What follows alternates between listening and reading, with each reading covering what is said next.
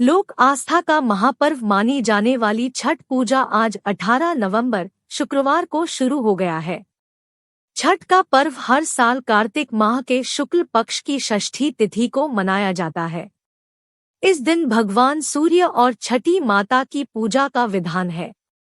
ऐसा माना जाता है कि छठ की पूजा तब तक पूर्ण नहीं होती है जब तक इस पावन पर्व की कथा न सुनी जाए। ऐसे में चलिए विस्तार से जानते हैं छठ पूजा की पौराणिक व्रत कथा के बारे में। छठ पूजा व्रत कथा। प्रियंवद और मालिनी की कहानी। पुराणों के अनुसार राजा प्रियंवद नामक राजा हुआ करते थे जिनकी कोई संतान नहीं थी। तब महर्षि कश्यप ने पुत्र प्राप्ति के लिए राजा के यहाँ यज्ञ का आयोजन किया। महर्षि ने यज्ञ आहुति के लिए बनाई गई खीर को प्रियंवद की पत्नी मालिनी को खाने के लिए कहा। खीर के प्रभाव से रजा और रानी को पुत्र तो हुआ किंतु वह मृत था। प्रियंवद पुत्र को लेकर श्मशान गए और पुत्र वियोग में प्राण त्यागने लगे। उसी समय भगवान की मानस पुत्री देवसेना प्रकट हुई। उन्होंने राजा से कहा कि सृष्टि की मूल प्रवृत्ति के छठे अंश से उत्पन्न होने के कारण मैं षष्ठी कहलाती हूँ। माता ने राजा को अपने पूजन का आदेश दिया और दूसरों को भी यह पूजन करने के लिए प्रेरित करने को कहा। राजा ने पुत्र इच्छा से देवी षष्ठी का व्रत किया और उन्हें शीघ्र ही पुत्र रत्न की प्राप्ति हुई। जिस दिन राजा ने यह व्रत किया था उस दिन कार्तिक शुक्ल षष्ठी तिथि थी।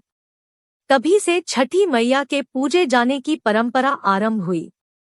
कर्ण ने की थी शुरुआत। महाभारत काल में कुंती पुत्र कर्ण को दानवीर माना जाता था। कर्ण सिर्फ माता कुंती के ही नहीं अपितु सूर्य देव के भी पुत्र थे। सूर्य देव की कर्ण पर विशेष कृपा थी। कर्ण नियमित रूप से प्रातः काल उठकर सूर्य देव को अर्घ्य दिया करते थे। तभी से एक पर्व के रूप में सूर्य अर्घ्य की परंपरा का आरंभ हुआ। इसके अलावा कुंती और द्रौपदी के भी व्रत रखने का उल्लेख ग्रंथों में मिलता है।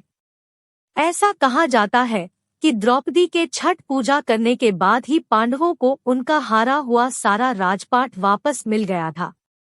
श्री राम और माता सीता ने भी रखा था व्रत।